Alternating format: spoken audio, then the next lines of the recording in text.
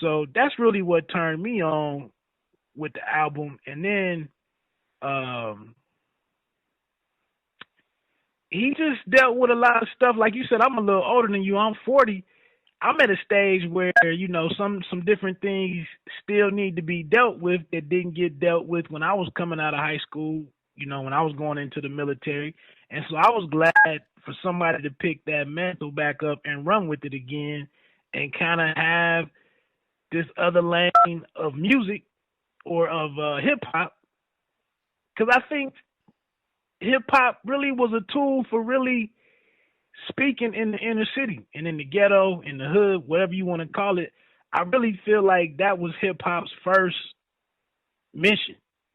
And like you just said, with some of the everybody in the trap and the cars and the girls. I mean, I can watch Revolt TV nowadays and watch 8 straight videos, if not more, and just see a brother or a group of brothers standing around throwing money in the air with some half naked women walking around, and that's what the imagery is for like 40 minutes, and it's just like, where is the balance out here? So I was just taken aback that somebody finally did something out of a different, with a different message, man. That's what really got me into the To Pimp a Butterfly album.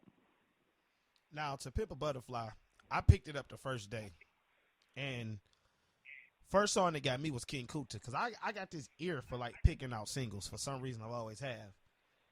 But with Kendrick, with me is, and I wonder, does the rest of the people that's listening, because Kendrick is in that weird class, you love him or you absolutely hate him. It's no gray area when it comes to Kendrick music for people. If you get a room full of people, you got some people tell you Kendrick is that guy. And you got some people just tell you I don't mess with dude. They don't have nothing bad to say. They just say I don't mess with dude. And Kendrick, to me, is one of the guys I don't really care for his albums, but I do, when I see his name on track, I do tend to hit play a lot quicker because I never know what I'm gonna get out of him. Like, you might get like the song with him and Tech Nine, and he just murders that song on Tech Nine album. Okay. I mean, it's just, oh man, he goes in. Like, when he does that little change in the voice, and he just sometimes he goes. Like, it was a song with him, J. Cole, and Big Crit called We Ready. It was on like either DJ Drama. It was on one of them commercialized mixtapes, that actually was printed up as a studio album. Right. And Right. I mean, he just killed it. Same thing on the ASAP Rocky joint. He just killed it. Sometimes he go, then it's just sometimes I'm like, But I want to know your take on that new one because it was one of the newer hot albums. And also, I get a lot of slack from my homies for some of the things I listen to. But right now, the album that I cannot stop pressing play on is that new Macklemore joint. Like, that is what, when I ask or be asked what is hip hop, Macklemore album is the definition of hip hop again to me. Like, it covers every base of what hip hop is, all the way back from like the track with, and I'm not a KRS One fan. Even the track with KRS One and them talking about spray paint and tagging the walls.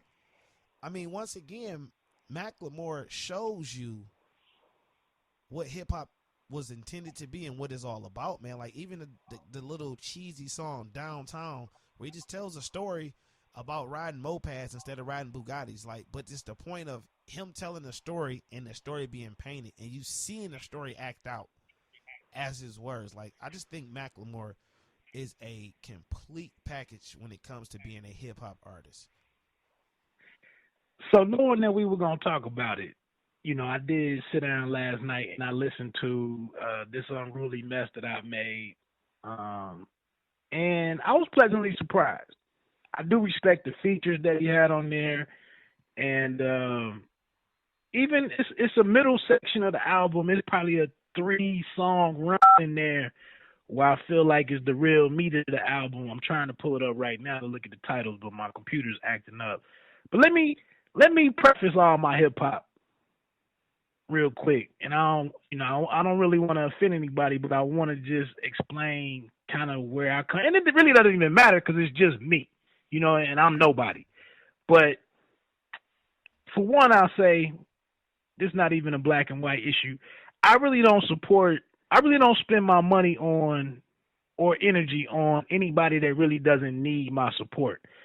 That's kind of like rule number one. Like it's two or three, it may be three or four Jay Z albums I've never heard, just because Jay Z does not need my support. It's three, it's three Kanye albums I've never heard because he does not need my support. I don't really buy Beyonce. I really don't support none of the mainstream stuff.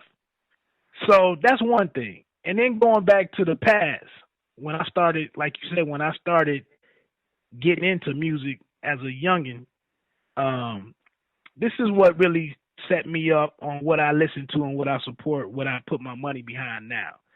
I was walking around. Now, when I moved from Detroit to Ohio, I came down here and I'm in a predominantly white uh, school system. So I come here, man, and I'm talking about Run DMC. I'm talking about Houdini. I'm talking about Jazzy Jeff and the Fresh Prince. I'm talking about LL Cool J, Slick Rick. That's what I'm running around excited about. And none of my classmates and my peers really gave too many of those people a whole lot of credit. But the day that the Beastie Boys dropped, all of a sudden everybody got the Beastie Boys. And I'm hearing, this is the best rap group, blah, blah, blah. And I went and bought the Beastie Boys because they were hip hop. I went and bought the album and I loved it. But when I started to realize that my peers and my classmates was only really rocking with the Beastie Boys in rap music because they were white, that was kind of one of the first things that I picked up on. As far as it's kind of like the differences between all of us. And so I was like, how you gonna give the Beastie Boys love, but you're not gonna mess with Run DMC, who they're all working with the same producer? And it was like, you know what? I don't even need to understand it. Whatever, whatever. I went back to the music store and sold my Beastie Boy cassette so I could buy something else. And I just have always just moved forward with the thought that people really just like stuff that either they just naturally vibe with or they like stuff that's just like them. And I'm just saying now when I bringing all that forward to listen to talking about this unruly mess that I've made, it's a solid album. Some of the Eminem stuff, another white rapper, some of his stuff has been brilliant. But I'm just saying the same way that my classmates never connected with Eric B and Rakim talking about gold chains and the different stuff that they were rapping about, or Fresh Prince or whatever. They never understood and never linked up with none of those themes and none of those central ideas and none of that music. I really just don't get into what Macklemore is talking about. But, and I'll move on with my point. And this is the last thing. It's stunning to me that, and this is the great thing about white music buyers, and it's the thing that I really get besides myself when I talk about black music buyers who don't support stuff. I feel like white artists in general can just rap up, or they can sing and rap about what they really feel about, things that they're really going through. And if you listen to this unruly mess I made, he's talking about his experience at the Grammys and being uncomfortable with a lot of it. He has a song on there, Let's Eat. It's a club song on there, the dance off, whatever it is. He's talking about all this stuff that he's going through and his thoughts on all that stuff. On the black side of rap, none of these rappers can talk about nothing that they really think about because they have to get whatever little bit of sales are out there. They got to chase that.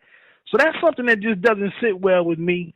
And I'm just saying, I'm going to sit here now and tell you about this Let's Eat song from Macklemore, But did anybody listen to Nas when he had the fried chicken song with Busta Rhymes? Oh, We didn't classic. even care about it. That was on the Untitled album. Exactly. I mean, So that's all I'm saying. that was classic. Project wrote. I mean, I agree to the most part.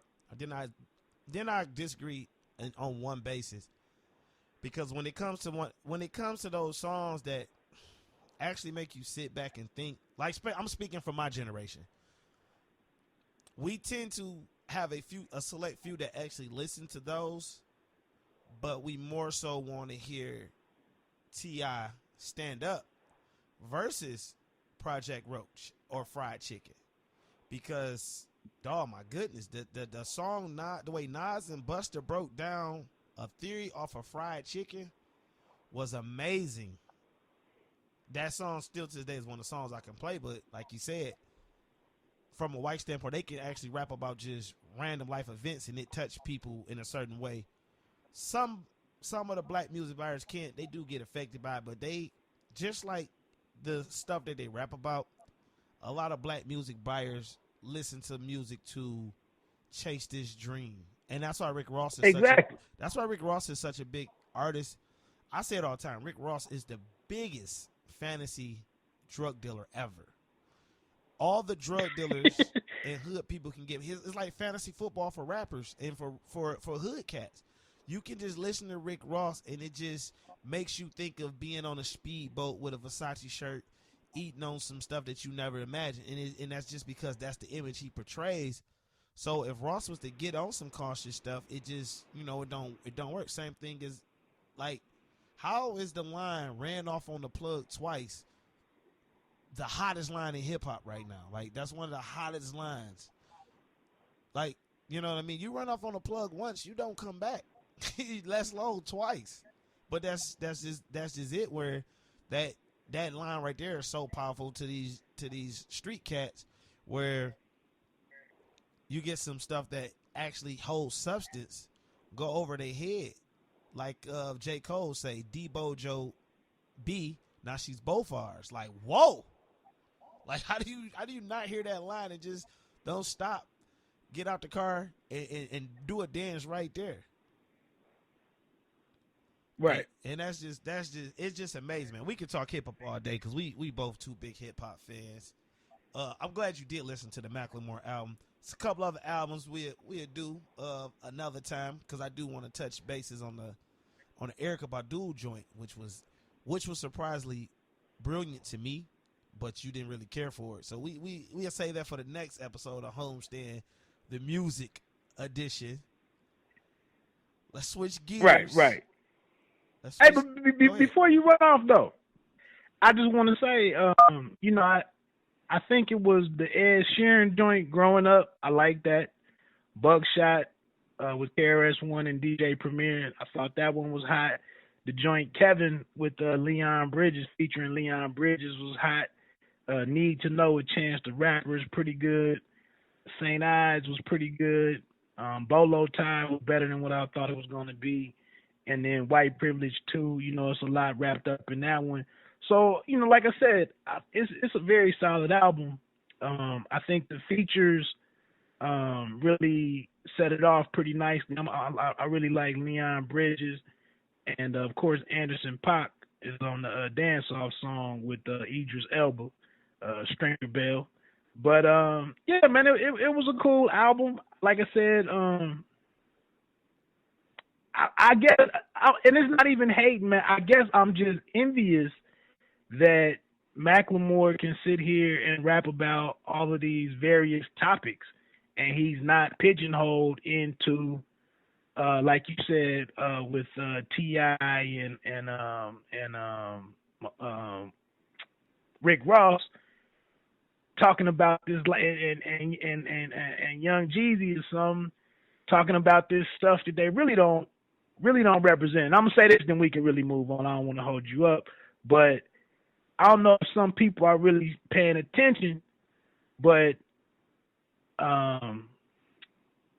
rappers like Jadakiss, Young Jeezy, T.I., some of these cats got kids that are graduating from college right now or going into college. and they're celebrating their kids doing excelling in the classroom and maybe